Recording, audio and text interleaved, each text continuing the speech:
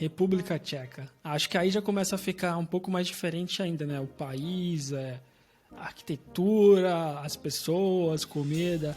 E como que foi lá? Menos perrengues? Cara, a arquitetura, acho que foi uma das coisas que mais me impressionou.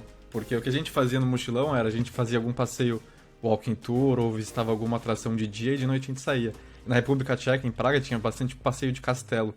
E a gente pegou um guia, cara, tem um guia também que a gente pode falar.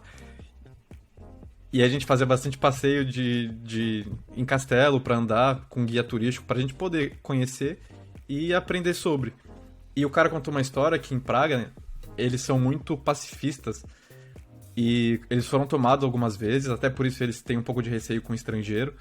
E Hitler queria invadir e eles cediam porque eles preferiam perder a cidade do que correr o risco de que com guerra destruíssem a arquitetura que eles tinham, de tão bonito que é. Então, a cidade que eu mais gostei, assim, sem dúvida, eu sempre falo que foi Praga. O clima é muito bom, a arquitetura eu achei muito irada. E esses passeios foram muito legais, só que depende também do guia que você pega, né?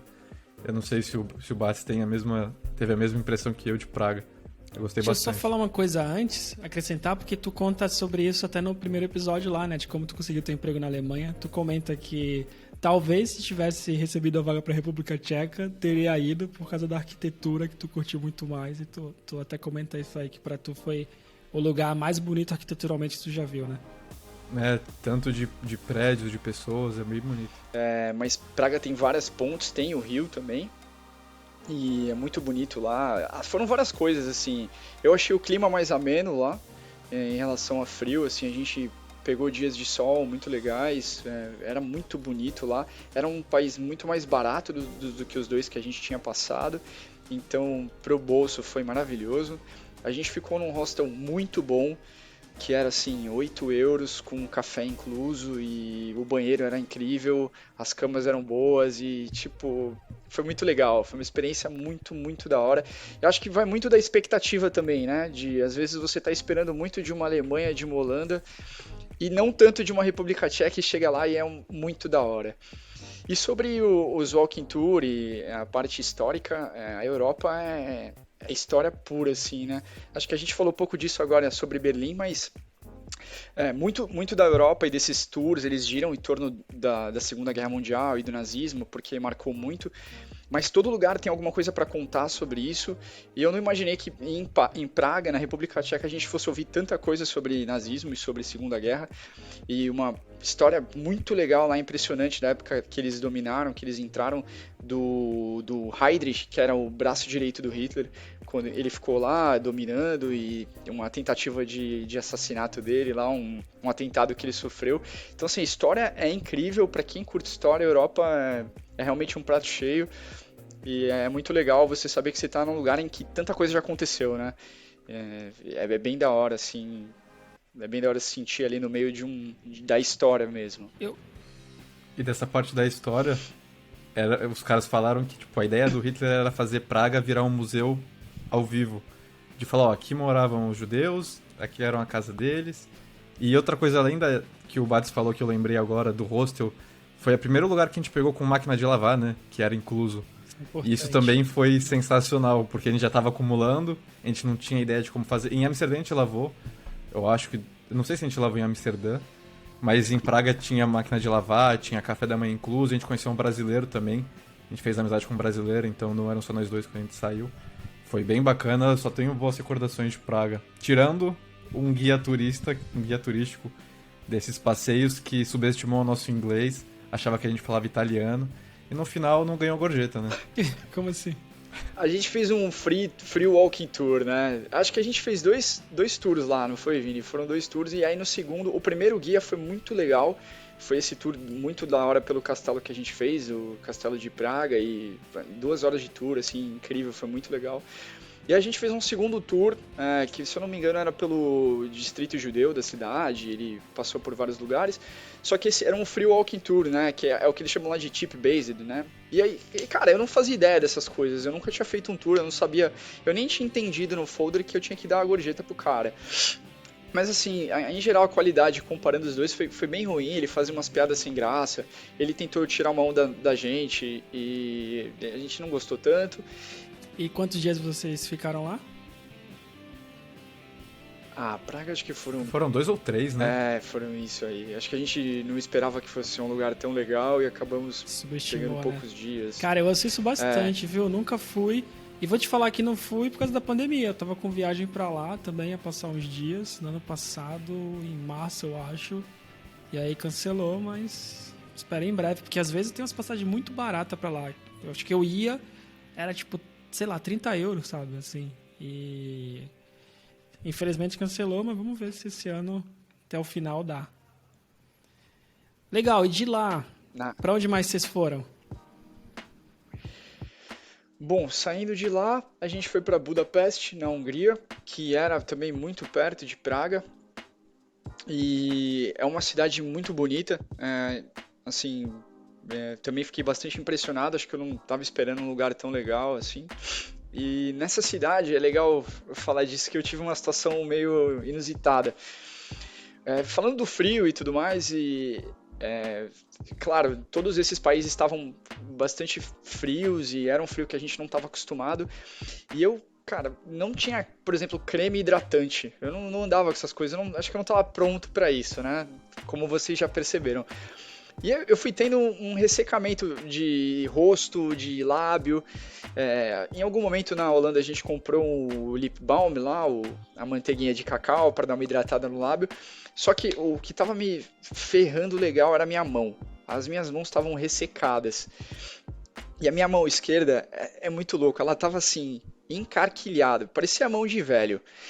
E num ponto em Budapeste que quando eu mexia ela, eu flexionava os dedos, a pele rasgava de sangrar.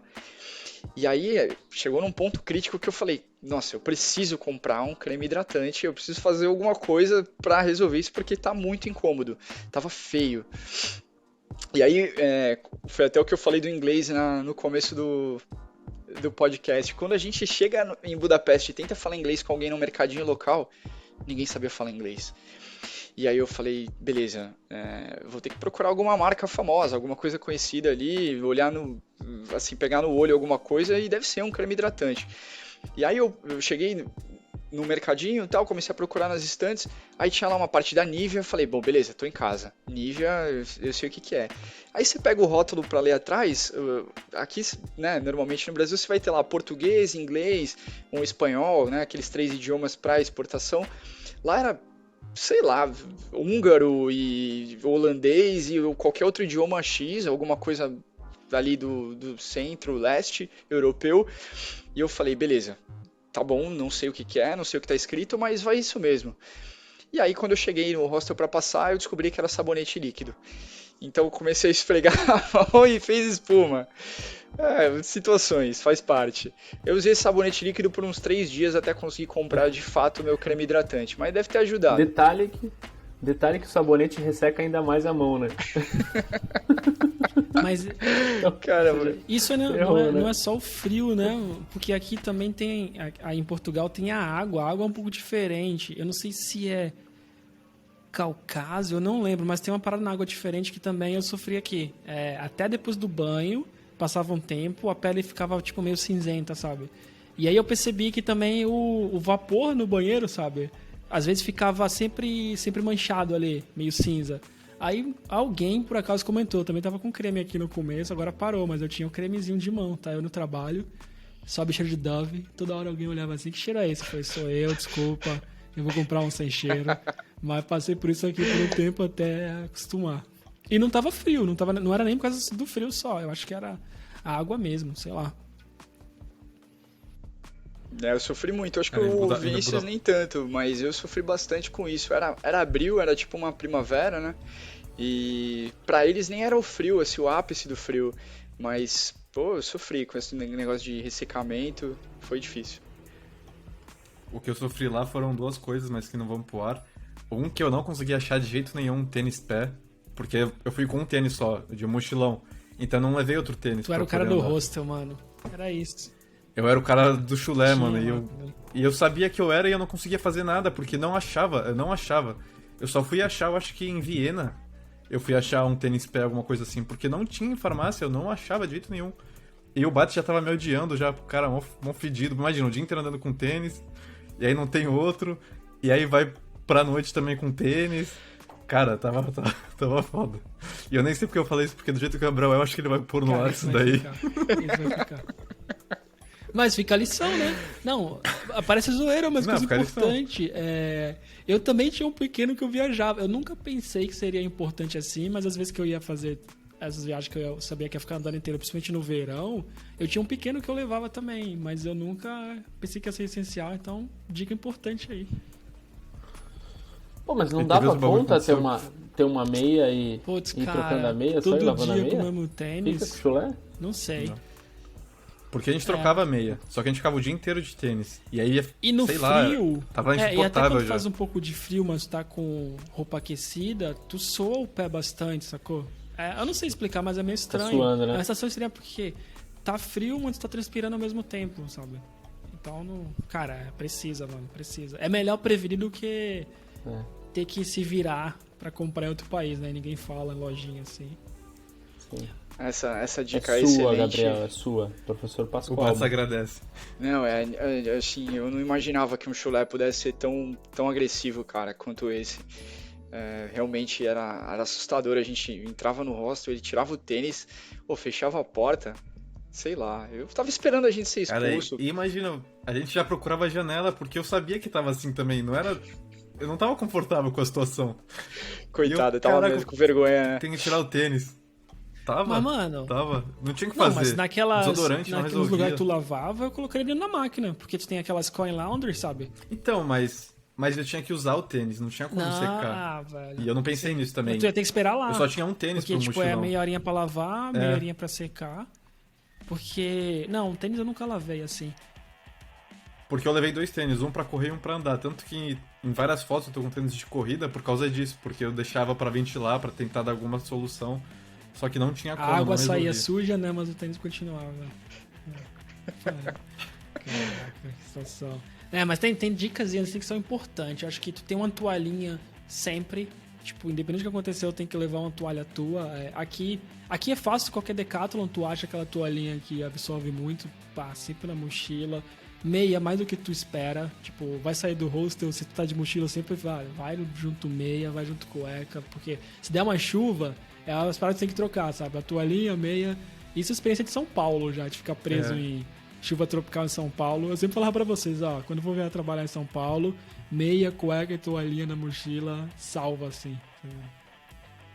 A gente já tava com uma mochilinha, né? E aí tinha água, desodorante e o mapinha do Bats que ele... Sempre que a gente chegava no hostel, não tinha internet, abriu o pegava o mapinha? mapa. Eu acho Usava o engraçado, mapa. porque eu moro no centro de Porto, né? Então tipo, eu tô às vezes comendo aqui da sacada, aí tem a galera com mapa assim, eu acho muito roots. É verdade, a gente usava um mapinha de papel mesmo. Cara, assim, algumas coisas que pelo menos eu gostaria não abrir mão. A gente não tinha internet, a gente também depois não acabou nem se preocupando em fechar algum plano móvel de internet, porque a gente meio que se virou e, sei lá, aprendeu a se virar ali e deu certo.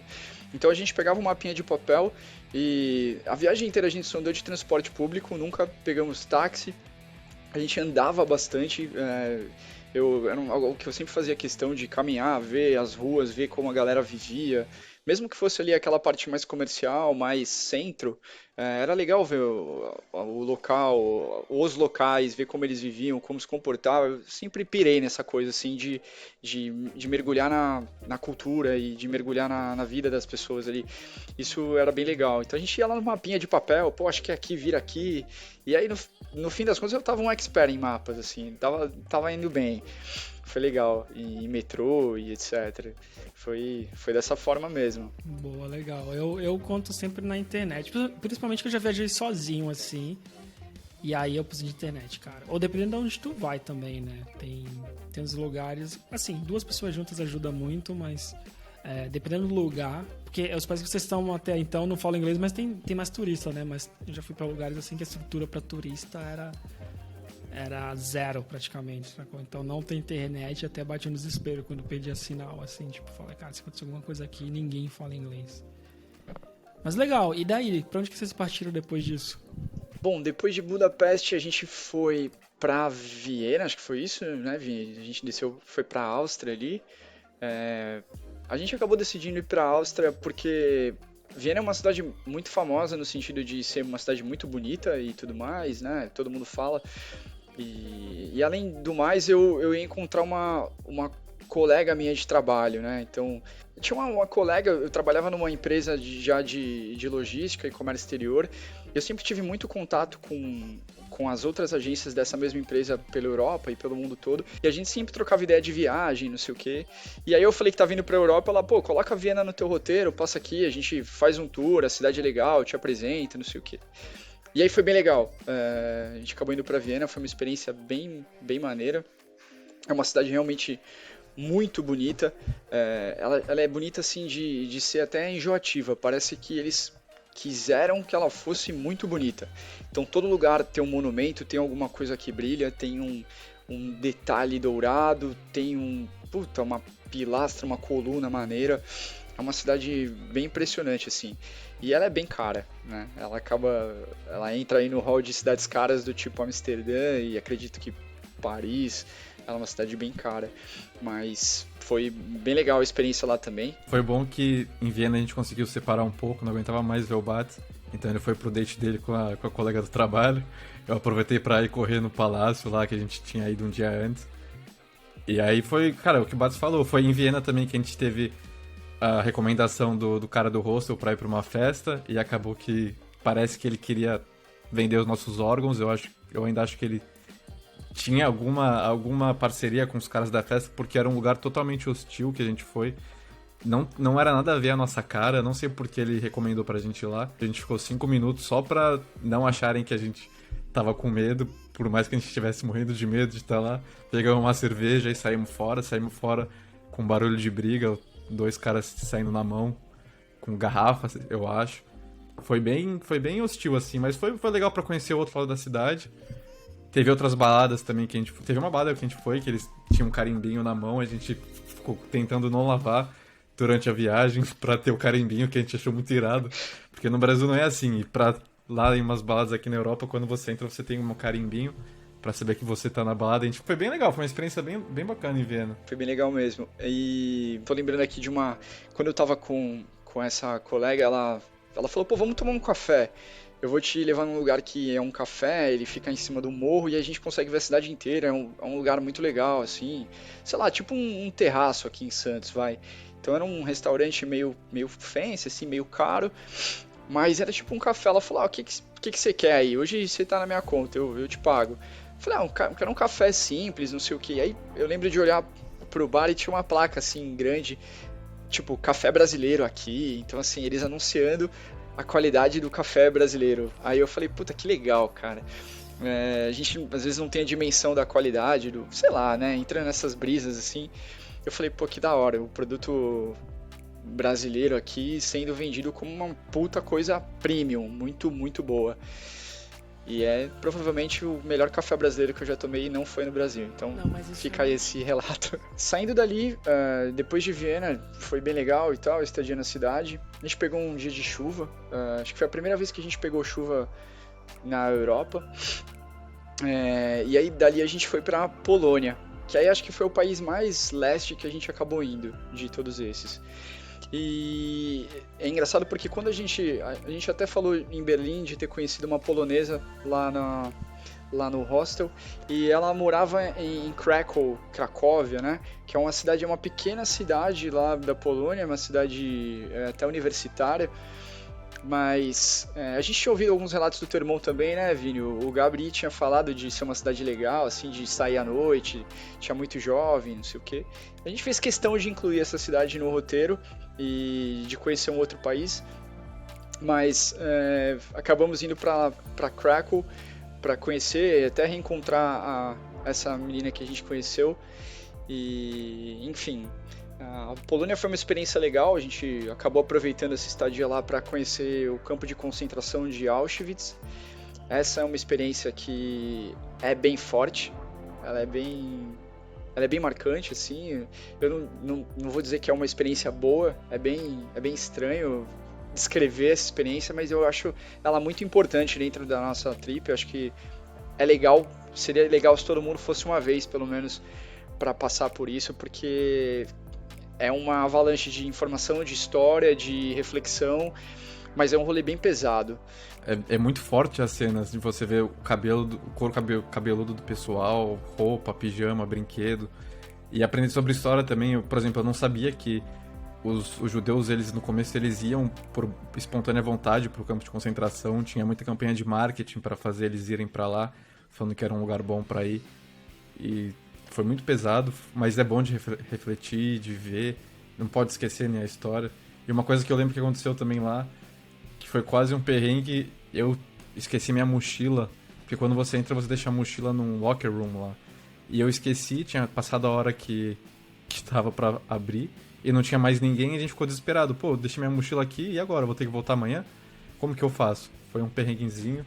E eu lembro que Polônia a gente também foi, além do Gabriel, essa menina que saiu mais à vontade do banho lá em Amsterdã, ela tava com o namorado. Eu acho que era isso, né? Eles eram poloneses, e eles falaram, cara, vai pra Polônia, é muito legal, vale a pena. E foram duas coisas que me chocaram muito nessa viagem. Uma foi Auschwitz, e outra foi uma experiência com racismo muito gritante, muito forte que aconteceu na Polônia. Eu não fazia ideia como que era aqui na Europa. Foi muito do nada, e eu me choquei, o Lucas também se chocou. A gente tava... Na hora de ir embora da Polônia, a gente ia voltar pra Munique, se eu não me engano. E a gente tava perdido, como sempre. E tava com medo de perder o trem, tinha horário. E a gente pediu informação pra uma mulher que tava passando. Uma mulher, assim, típica europeia, loira, olho claro.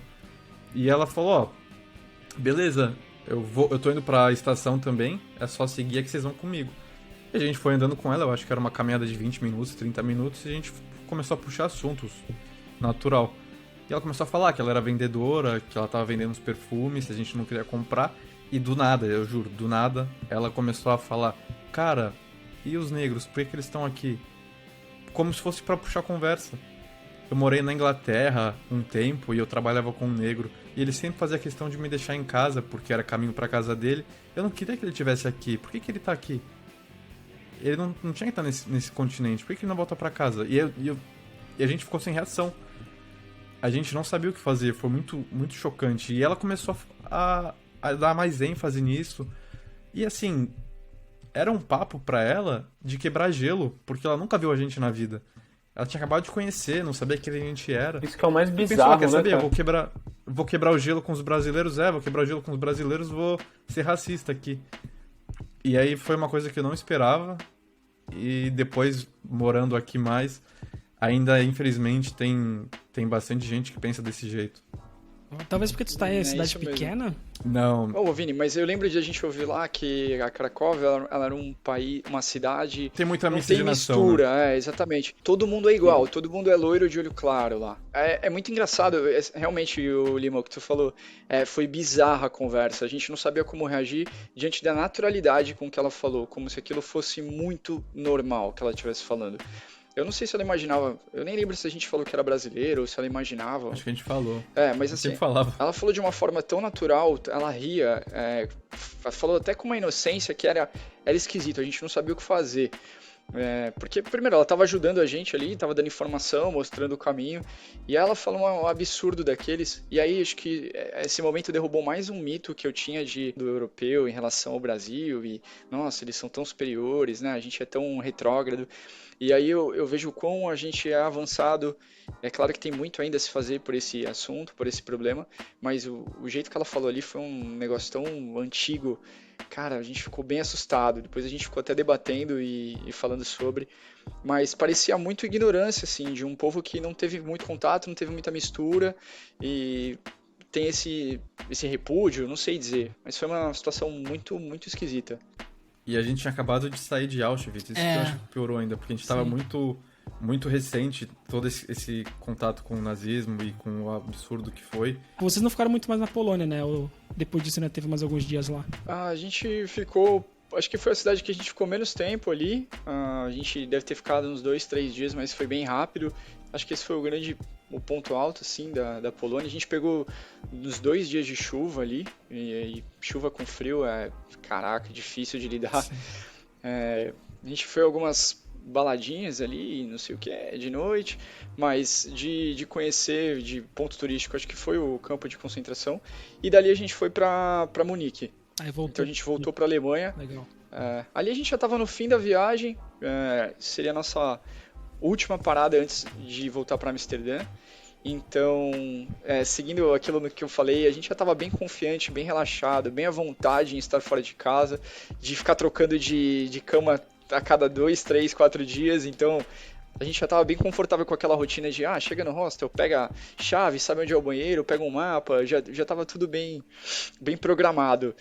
E aí Munique... Só um parênteses. Pode falar. Eu já tava com o tênis pé lá, então já tava bem melhor mesmo a viagem. E, cara, e aí a gente chega em Munique, é uma cidade, assim, ela é bem diferente de Berlim, né? Berlim sendo a capital, então é uma cidade já mais cosmopolita, mais com cara de São Paulo, aquela multidão nas ruas, aquela galera indo trabalhar, grandes avenidas, não sei o que. E Munique tem uma cara já mais, eu não vou dizer rural, mas é uma cidade um pouco mais, sei lá, uma cidade um pouco mais cultural, um negócio mais tradicional alemão. Então, assim, a gente via aquela arquitetura alemã bonitinha, tipo Campos do Jordão, aquelas casinhas, e uma galera um pouco mais lenta, um pouco mais relaxada.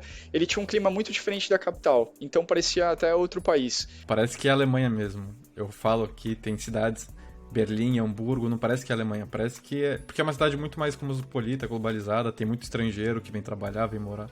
E Munique era muito mais alemão, essa arquitetura mais típica. E foi aí que a gente já estava mais confiante, não trancava mais o armário, eu deixava o dinheiro no rosto, eu não me preocupava tanto. E foi onde aconteceu uma das histórias mais marcantes da viagem, que eu falo com certeza que foi o dia que eu fiquei com mais medo na minha vida inteira.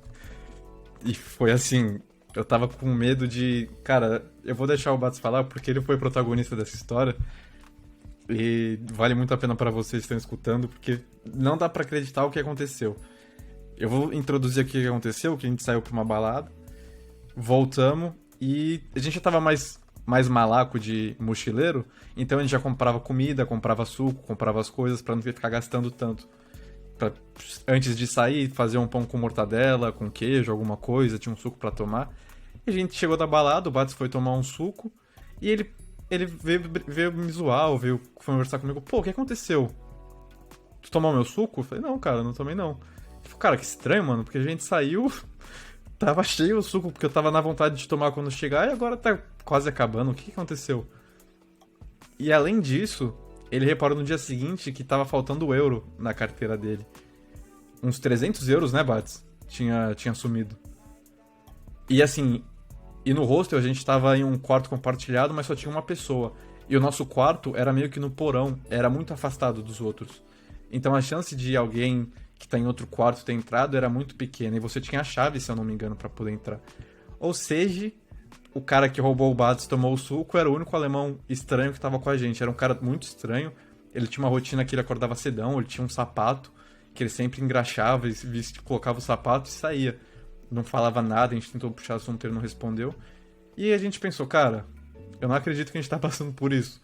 Última cidade, na hora de ir embora da viagem, tem que passar por uma situação dessa. A gente que veio de Santos, que é Charlie Brown, acho que o Outkick Break, não dá pra deixar assim.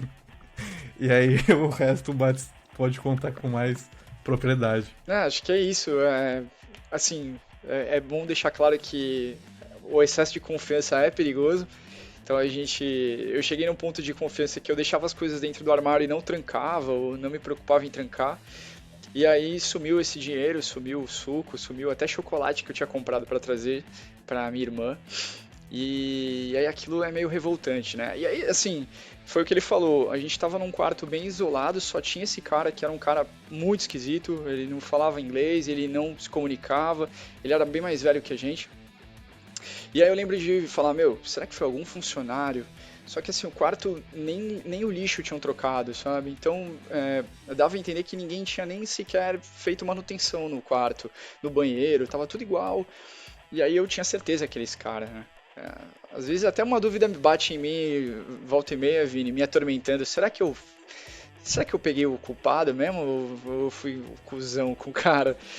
Mas, e assim, a situação era a seguinte, nós éramos dois brasileiros nos seus 20 e poucos anos que saíam de noite e voltavam bêbados e estavam fora do seu país, deixavam as coisas largadas e, teoricamente, uma imagem de irresponsável. E ele era um cara mais velho, o alemão estava no país dele, estava tudo contra a gente, né? O que eu quero dizer é, dificilmente, pelo menos na minha visão, eu conseguiria reportar esse problema que eu tive no quarto ou denunciar isso, mesmo que eu não tivesse provas, e alguém me desse razão ou concordasse comigo. Eu mesmo não acreditava na história.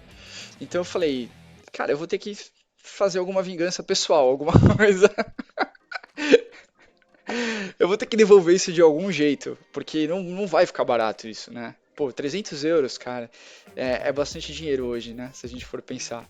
E já era naquela época. E assim, a gente foi levando aquela situação, eu tava bastante engasgado. E no dia que a gente foi fazer o check-out, ele tinha um tênis, um Adidas, assim, maneiro, um puta tênis legal. E eu falei, cara, quer saber? Eu vou tirar uma com esse cara. Vou sumir com o tênis dele. E aí eu acho que foi a coisa mais irresponsável que eu já fiz na minha vida. Eu confesso, foi por emoção ali. Mas eu peguei um pé do tênis e guardei na minha mochila, enquanto eu tava fazendo a minha mochila pra voltar e ir embora. E eu coloquei o tênis na mochila e falei, foda-se, esse cara vai ficar com um pé só de tênis e já era. Ninguém mandou ele mexer com um brasileiro. E assim, eu não lembro nem se eu avisei o Vinícius que eu ia fazer isso. Foi totalmente na emoção ali. Eu coloquei o tênis na mochila, a gente subiu pra fazer o check-out e aí a gente suava frio. Eu lembro que o Vinícius não falava uma palavra, ele não conseguia falar. Ele estava muito nervoso e eu estava igualmente nervoso, só que eu tinha pensado naquele cenário e falei, cara, eu já fiz, agora eu tenho que lidar com o que eu fiz. A gente fez o check-out, a gente levou uns 5 minutos para fazer o check-out, mas pareceu, sei lá, 3 horas. A gente só tinha que sair dali o mais rápido possível. Esse cara, ele estava dormindo, então o tênis ficava embaixo da cama, ele estava deitado na cama dele dormindo. Eu peguei na maciota ali o tênis, coloquei na mochila. E aí eu falei, bom, o cara tá dormindo, não vai acontecer nada. A gente fez o check-out, mochila nas costas e marcha. Começamos a sair. E aí era uma baita avenida grande. A gente tinha que ir até a rodoviária pegar o ônibus que ia levar a gente pra Amsterdã. E a gente começou aquela caminhada longa. Era uma avenida grande, a gente ia dar umas 6 quadras. Em algum momento do trajeto eu parei, abri minha mochila, peguei o tênis dele e joguei o mais longe que eu pude. Do lado, assim, ladeando essa avenida, era como se fosse um parque, um campo, tinha várias árvores, arbustos, era um gramado muito grande, era tipo um parque mesmo. E aí o tênis se perdeu lá, eu joguei lá pro fundo, o tênis caiu em algum arbusto, ficou lá no fundo, eu fechei a mochila, coloquei nas costas e a gente continuou indo. E assim, segundos depois a gente começou a ouvir uma gritaria atrás. E na hora que eu olho pra trás, tá vindo o cara, né? Esse alemão tá vindo correndo e gritando um monte de coisa. E assim, no encalço dele tá vindo um funcionário do hostel. E aí, naquela hora, com certeza o Vini deve ter pensado, fudeu, porque... Eu acho que ele tava até descalço. Ele deve ter acordado, visto ali um tênis a menos, saiu correndo. Só que ele tava assim, gritando, enfurecido. E aí a gente... ferrou, né? Ali já era. Enfim, a gente ia ter que lidar com as consequências. E aí ele chegou na gente parou, ele começou a gritar e apontar pra gente, não sei o que, só que ele não falava inglês. E nisso o funcionário do hostel falou, desculpa incomodar vocês, sei que vocês estão indo embora, mas ele tá dizendo aqui que vocês roubaram o tênis dele, roubaram o sapato dele. E ali foi difícil, né? Foi bem complicado. E aí eu falei, cara, deve ter algum engano, né? A gente não pegou nada, a gente só tá indo embora. Na verdade, a gente tá bem atrasado pra pegar o ônibus. A minha cara devia estar, assim, branca, lívida. Eu devia estar com a cara do mentiroso, mas eu tentei me manter fiel à minha história. E a verdade é que eu não tava mais com o tênis, né? Então foi fácil. Eu falei, ó, não tô com nada aqui.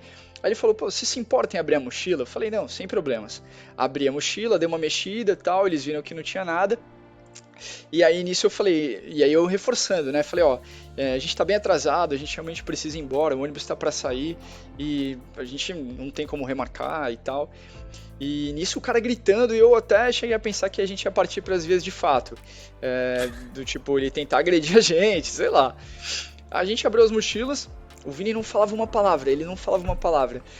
Ele abriu a mochila, mostramos que não tinha nada, fechamos, colocamos nas costas e saímos. A gente foi embora, né? Na verdade, antes da gente ir embora, encostou uma viatura de polícia. Parou uma viatura, porque Aí foi que... Não, aí que você separa os meninos dos homens.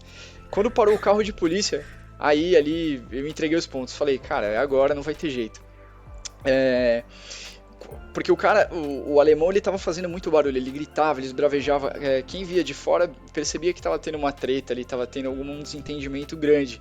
Na hora que o carro de polícia parou e o policial desceu, ele perguntou em alemão, e aí, tá acontecendo alguma coisa? O que tá vendo? E aí o funcionário do hostel lá, o recepcionista, ele intercedeu, ele falou, ó, não, tá tudo bem, a gente já se resolveu aqui, e meio que apaziguou. Aí o policial olhou, achou esquisito, entrou na viatura e saiu. A gente colocou as mochilas nas costas e marcha, seguimos. Uma das meias do que estava dentro do tênis caiu, eu acho que ele viu, ele achou lá e conseguiu rastrear o tênis, mas nisso a gente já estava longe, a gente já estava andando muito rápido. E aí a gente não trocava uma palavra, eu e o Vini, a gente não trocava uma palavra, os dois assim, totalmente desesperados, tremendo da cabeça aos pés, e finalmente chegamos... Fala, Vini. Porque, tipo, cortar uma coisa que aconteceu que não fazia sentido é porque ele, assim, o cara, ele sabia que a gente tinha pego o tênis dele, porque ele sabia que a gente sabia que ele tinha pego o nosso dinheiro. Porque não faz sentido alguém roubar um pé do tênis. Isso que o cara do hostel não entendeu, porque ele falou, cara, pegou o tênis, e a gente falou, mano, pra que eu vou pegar um pé de tênis? Eu vou roubar um pé de um tênis? Não faz sentido nenhum, pra que eu vou fazer isso? O Bates falava, e aí, o cara, verdade, por que ele vai roubar um pé de um tênis e abriu a mochila, não tava, só que o cara sabia que era a gente, porque ele percebeu que a gente descobriu que era ele. É isso. E por isso que ele tava maluco, porque uma situação normal, ele ia falar com o hostel, ver se algum faxineiro pegou, se alguém mexeu, só que ele tinha certeza que era a gente sabia que ele sabia. E o cara do hostel tava com mais medo que a gente. Parecia que ele era estagiário, não sei, ele não queria que falassem mais sobre isso. Por isso que ele apaziguou o policial. E aí é que o Batos falou, a gente percebeu que tinha meia no jardim, meio que num parque, e a gente foi pegar o ônibus, e foi isso que a gente usou de termômetro pra saber se eles tinham achado, porque quando a gente passou, depois de uns 20 minutos, não tava mais lá meia. E por isso que eu fiquei a viagem inteira com medo. A gente não falava nada, que nem o Batos falou, e na minha cabeça é o seguinte, eles acharam que a gente pegou o tênis, tinha o nosso passaporte no hostel, a gente é brasileiro, com a próxima controle de passaporte, vão falar, vocês aí... pra salinha do lado, deportação. Eu não sei porque eu fiquei com isso na cabeça, achando que os caras iam mandar a gente embora ou ia prender a gente, porque estavam com o nosso documento e iam mandar, sei lá, pra delegacia da cidade, próxima parada iam ver. Eu sei que a gente, que nem ele falou, a gente não falava, a gente não olhava um pro outro, entramos no ônibus como sentado, a gente só conseguia olhar pro hostel quando a gente passou pelo hostel pra tentar ver se tinha alguma coisa. Eu meio que me escondi, eu confesso, tava realmente em choque. Eu fiquei com medo até a hora que eu fui pro Brasil. Eu realmente achava que no aeroporto iam me parar e falar, cara, tu aí que roubou o tênis? Vem pra salinha. Cara, eu lembro claramente do Vini falando, quando a gente embarcou de Amsterdã pra sentido Guarulhos, finalmente a gente entrou no voo, o Vinícius falou, cara, acho que agora eu tô ficando mais tranquilo em relação à situação, em achar que a gente não vai ser pego, porque até então ele ficou, sei lá, a gente deve ter ficado mais 3 dias... né, e até Amsterdã, até embarcar, mas ele ficou 3 dias tenso, ele não tocava no assunto, ele não falava, ele tava claramente com medo, eu naturalmente também tava com muito medo, o Vini ficou em choque. Eu tava assim porque há uns meses, um ano atrás, eu acho que um amigo meu foi deportado porque ele brigou na balada e eu tava com medo disso, e eu lembro que, tipo, a gente conversou sobre isso, o Bates pegou o tênis, botou no casaco e a gente falou, é isso. E era muito cedo o nosso ônibus, a gente não esperava que o cara fosse acordar. Só que ele acordou, tipo, era 6 horas o nosso ônibus, alguma coisa assim. E não era pra ele estar acordado. Ele acordou, deu todo esse problema. bom que ele achou o tênis dele, a gente... Não façam isso, a gente foi muito irresponsável. E aí, depois disso, era o final já.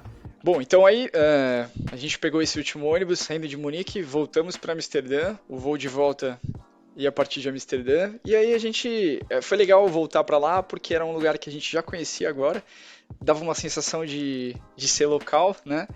E a gente ia ficar mais 2 dias, e depois de passar por tudo isso, a gente falou, vamos só curtir agora, relaxar um pouco, tirar uma onda, nada de fazer tour e conhecer museu e nada disso. Vamos só dar uma relaxada, descansar, se divertir, a gente sabe o que é bom aqui, sabe o que é legal de fazer de novo, e vamos ficar tranquilo para voltar pro Brasil, né? Ainda mais depois de tudo isso que tinha acontecido em Munique. E aí, acho que talvez seja o ponto alto da viagem, foi esse rolê que a gente fez de noite. A gente foi num lugar chamado Candelia, que era um bar balada lá, que tinha karaokê. Entramos assim, sem pretensão nenhuma, só pra tomar uma e curtir a noite.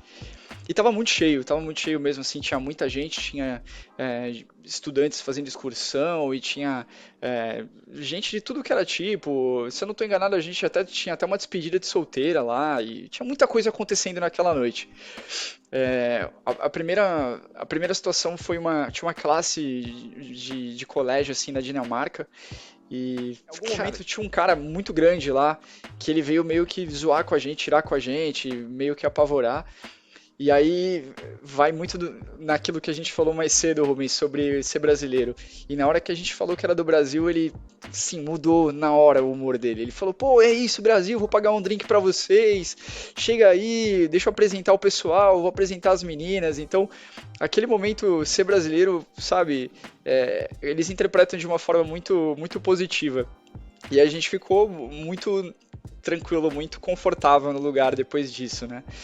Enfim, fim de viagem, a gente tomando umas ali, karaokê rolando, e nessa época, na verdade era coisa de 2 anos atrás, 2 anos, mas aqueles sertanejos universitários estavam muito famosos no mundo inteiro, né? Então eu lembro até do Cristiano Ronaldo cantando, isso viralizou e tal.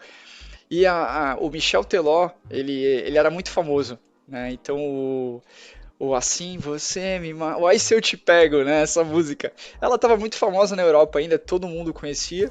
E aí, ali no momento de pura euforia, a gente um olhou pro outro, e aí, vamos cantar? Vamos.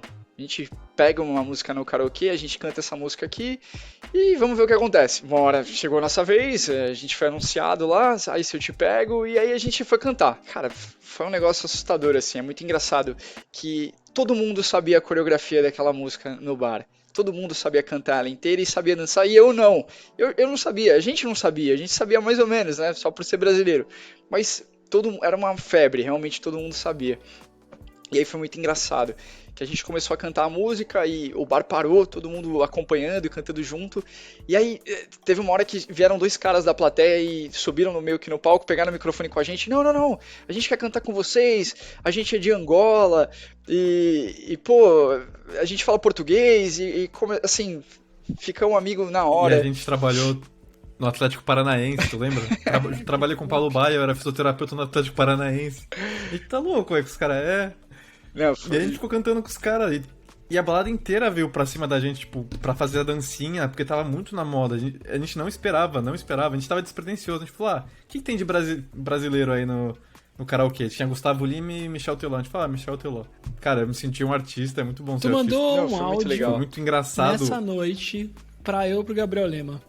Vinícius, tu mandou um áudio. Cara, eu tenho um vídeo Isso, no banheiro da balada. Tu mandou Eu um tenho no vídeo banheiro da pra balada. gente. Falou, cara, eu tô no banheiro aqui da balada. Falou, eu sei que as horas tá no banheiro, mas tem que contar aqui. Cara, eu tô no meio do... Eu não entendi nada que tu falou, mas tu falou, eu tô no palco, tô cantando aqui no Michel Teló e não sei o que. Aí eu não entendi nada.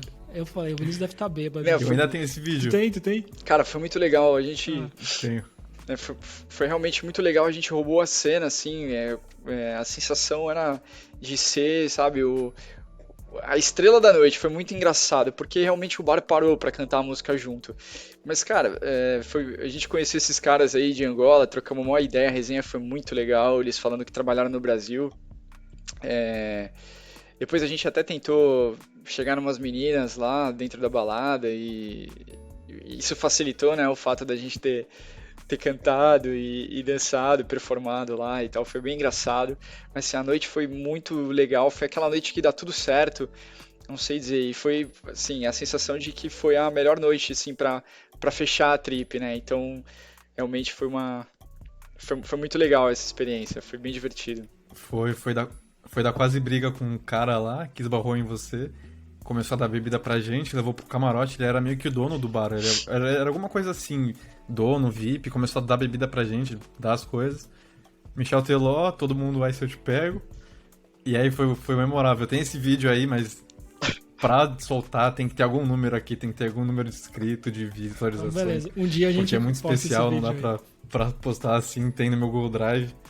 E foi incrível mesmo, Candeira. Eu até guardei. Você entrava, você ganhava um vale cerveja, eu guardei, tem na minha casa no Brasil, tem que achar. É um amuletinho, muito boa recordação. Bom, daí voltamos, né? Tudo que é bom acaba, foram quase 40 dias aí de trip, assim, de verdade é cansativo, acho que você sai com a mente vazia, sai com a mente relaxada e descansada, mas o corpo moído, né? Porque você nunca para, você está sempre em movimento, você nunca consegue de fato descansar. Então a gente estava sempre andando, sempre conhecendo lugares e muito cansado, né? Naquela hora acho que bate tudo aquele cansaço acumulado na hora que você senta na poltrona do avião e fala, pô, finalmente estou indo para casa. Mas lê do engano, né? A gente ia fazer uma escala no Marrocos que teoricamente era de 1 hora e no fim das contas o voo tinha sido antecipado, a gente acabou perdendo o voo e ficamos 24 horas no Marrocos. E foi uma experiência péssima. O aeroporto não tinha nenhum tipo de conforto, de comodidade, não tinha internet, banheiros muito ruins, só falavam francês lá, impossível achar alguém que falasse inglês, então eles falavam árabe ou francês. Tinham militares rodando o saguão do aeroporto com fuzis no momento, assim, todo o tempo, toda hora tinha alguém com um fuzil meio que empunhado. Então a sensação era muito desconfortável, a gente passou assim maus bocados lá, né? A gente tinha a opção de sair de lá e dormir num hostel e tudo mais, mas seria talvez assim até pior sair de lá para depois ir para algum lugar que, putz, não teria tanta estrutura, então a gente ficou um pouco receoso de sair. Aí a gente passou a noite lá, meio que agarrado nas mochilas, foi bem, bem ruim. A gente tava com medo de sair porque ninguém falava inglês, então na nossa cabeça a gente ia sair e ia se perder, não tinha internet, a gente podia perder o voo. O problema é que a escala de Amsterdã adiantou, e aí a gente teve que ficar um dia antes. A escala adiantou, mas o voo final não. E a gente avisou pra nossa família que tinha adiantado, só que aí a gente não tinha internet, eles estavam achando que a gente ia voltar naquele dia pro Brasil. Eu lembro que depois que eu não cheguei em casa, minha mãe falando, cara, onde você tava? Eu tava desesperado. Eu comecei a falar com uma amiga minha que trabalha no aeroporto. Ela falou, não, Dorothy, não tem nenhum voo pro Brasil de Marrocos hoje. Não tem nada. Imagina pra mãe, pro pai, os filhos 40 dias fora, e aí do nada o voo dele some, não consegue falar, incomunicável. Eu nem lembro como o Batistotti conseguiu mandar uma mensagem pra mãe dele. Eu acho que mandou um SMS, e aí do nadaço foi... Cara, foi o pior dia da minha vida, assim, certeza, de desconforto, porque, que nem ele falou, o tempo todo com a mochila, não tinha nada pra comer, não tinha restaurante, não tinha nada, tinha uns sanduíches que você podia pegar daquelas máquinas, ninguém falava inglês, era tudo francês, e assim, pode até ser preconceito por eu não conhecer e não entender a língua, mas parecia que eles eram agressivos, o povo. Eles falavam gritando, gesticulando, eles eram muito agressivos com as mulheres, que nem o Lucas falou, militares com arma o tempo todo. Então a gente revezou na hora de dormir. Foi bom que eu li um livro inteiro nesse dia. Eu li o Monge Executivo, eu lembro. Eu não consigo lembrar nada desse livro. Eu acho que eu li só pra passar o tempo. Mas foi isso. A gente voltou pra casa depois. E aí minha mãe buscou a gente no aeroporto lá. Aquele cafezinho da manhã em Guarulhos foi maravilhoso. De queijo tem ali, né? Foi incrível. Foi. Mas esse dia no Marrocos eu prefiro esquecer. Tanto que o imã que eu comprei, eu sempre comprei um imã dos países que eu fui. O do Marrocos, da Casablanca, eu não coloquei na geladeira porque eu não queria lembrar do que a gente passou lá. Foi difícil. Cara, aí foi isso, mano. E que nem eu falei no meu primeiro episódio aqui, foi o que fez eu mudar a minha cabeça e querer ir pra Europa. Eu só posso recomendar quem tiver a oportunidade de ir pra um mochilão, vá. Pensa em tudo que a gente falou nesses conselhos, tênis pé, lave o bucal pra manteiga de cacau, hidratante pra mão. E vale a pena, esses perrengues são história, depois vocês podem contar num podcast também. Vale muito a pena e foram 40 dias sensacionais. E com o Lucas também foi maravilhoso. Tem essa pulseirinha aqui até hoje. Não é original, mas é desse mochilão. E só posso recomendar, quem puder vá. E agradecer o Lucas pelo tempo agora, foi muito bom. Acho que a gente nunca tinha passado direto assim, né? Um pente fino na viagem. Sempre lembra as histórias, contando os momentos mais propícios. Mas relembrar tudo, tem algumas que a gente não contou. Vai ficar para um episódio depois. Foi bem divertido. Realmente foi muito legal relembrar tudo aqui. Tem coisas que, cara, a gente não relembra. Você foi falando algumas coisas que eu não lembrava. Às vezes a gente perde um pouco a memória na questão de cronologia também, do tipo, o que aconteceu primeiro? Peraí, teve esse detalhe. É muito engraçado ficar relembrando. Eu não conseguiria ter lembrado tudo sozinho. Assim, o que eu deixo de recado até para contextualizar um pouco, eu lembro que nessa época minha vida tava uma bagunça e eu tinha acabado de ver aquele filme Into the Wild, né, a natureza selvagem. Aquilo deu uma mexida muito grande comigo. Aí eu fui, né, maturando essa ideia de viajar e naturalmente não de um jeito tão absurdo quanto o filme fala, né, tão radical, mas alguma coisa que me expusesse, que me tirasse um pouco daquela zona confortável, de tudo que eu tô acostumado, de todas aquelas pessoas que sabem o que esperar de mim e de eu ter que sempre seguir o que as pessoas esperam da gente. Então eu queria ir para um lugar que eu pudesse talvez ver minha vida de uma terceira perspectiva, sabe? De repensar algumas coisas e serviu muito para isso, sabe? Então eu acho que a minha sugestão é para as pessoas, assim, não negarem alguma experiência dessas, que pode ser de perrengue ou desconfortável, como foi várias vezes durante a viagem, mas também foi puta enriquecedora, foi boa, foi engraçada, foi, assim, abre a cabeça de uma forma muito legal, né? E ao mesmo tempo que você percebe que o mundo é imenso, muito grande, muitas formas de pensar, ele é pequenininho, assim, o fato de você estar no Brasil e você também num país de terceiro mundo não te coloca às vezes abaixo de uma Europa. Tem muita coisa que a gente faz boa, que a gente é muito bom em algumas coisas, tem coisas que a gente é muito evoluído, muito já desenvolvido também. E essa troca de ideia é essencial.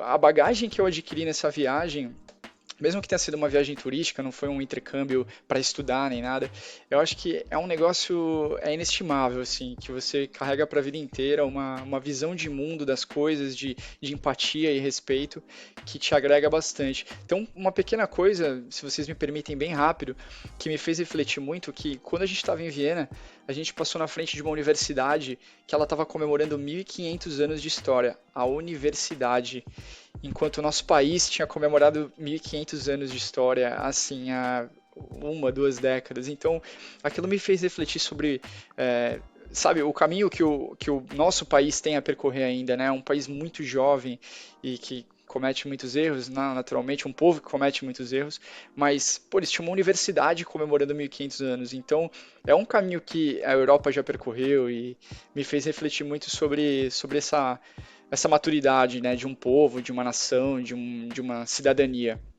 Mas tudo que eu posso dizer é que eu recomendo 100% para que quem tem a oportunidade de sair e se jogar, o faça. Porque é um life changer, né? Um divisor de águas aí. Acho que uma coisa também que eu fico pensando muito quando vocês foram falando, né? E até nas viagens que eu for fazendo aqui, é que eu acho que não só eles têm muito mais história, porque o país, né? Tipo, o continente em geral, ele já vem escrevendo a sua história há mais tempo, né? Registrando as coisas, então a gente consegue visitar isso. Mas acho que no Brasil a gente peca muito em não valorizar, sabe? A gente começa... São Paulo tem prédios importantes, tem casas importantes ali. Quer dizer, São Paulo porque eu andei mais Santos São Paulo, né? Mas no Brasil inteiro. Mas, tipo, a gente não tem esse walking tour, assim, né? Ou pelo menos a gente não tem nada que desperte na gente essa curiosidade, sabe? Então, agora morando fora, eu começo a conversar com algumas pessoas que foram pro Brasil e começam a me contar de algumas coisas que eu falo, cara, eu nem sabia. Aí eu vou na internet ver, sabe?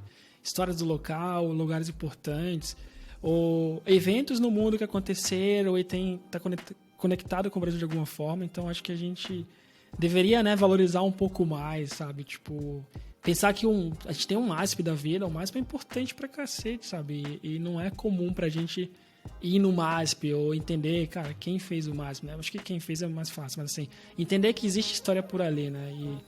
E eu acho que uma das coisas que me alertou muito viajando também é que quando eu voltar pro Brasil, eu falei, eu quero fazer uma trip.